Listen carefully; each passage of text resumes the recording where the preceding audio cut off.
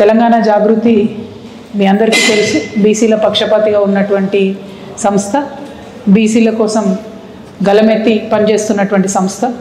మరి వాళ్ళ కేంద్ర రాష్ట్ర ప్రభుత్వాలు కూడా బీసీ బిడ్డలను మభ్యపెట్టే విధంగా 42% రిజర్వేషన్ ఇస్తామని చెప్పి పూటకొక మాట మాట్లాడుతున్నటువంటి సందర్భంలో దేశంలో అందరూ కూడా ఎదిరించలేనటువంటి పరిస్థితిలో ఉన్నప్పుడు మన తెలంగాణ నుండి ఒక వాయిస్ లేవడం, మన తెలంగాణ నుండి ఆర్ కృష్ణయ్య గారి సారథ్యంలో మరి పోరాట పిడికిలు బిగడం అన్నది చాలా సంతోషించాల్సిన విషయం.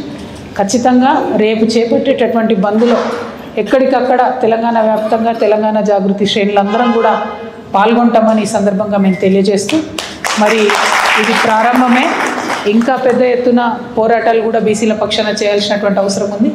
అల్టిమేట్గా కులగణన జరగాలి, పార్లమెంట్లో బీసీల రిజర్వేషన్ చట్టం పెట్టి రాజ్యాంగ సవరణ ద్వారా మాత్రమే మన హక్కులను కాపాడుకోబడుతుంది అని చెప్పి చాలా బలంగా జాగృతి నమ్ముతున్నది. దానికోసమే అల్టిమేట్ గోల్గా పోరాటం కూడా చేస్తాం.